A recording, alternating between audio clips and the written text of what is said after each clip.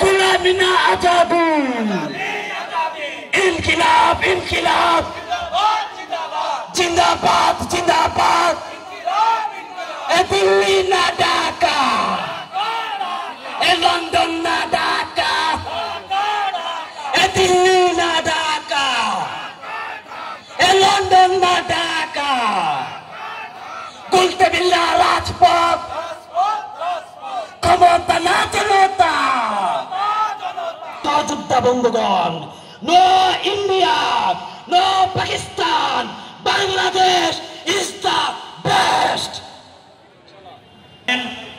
আমাদের অনেক বক্তা বলেছেন যে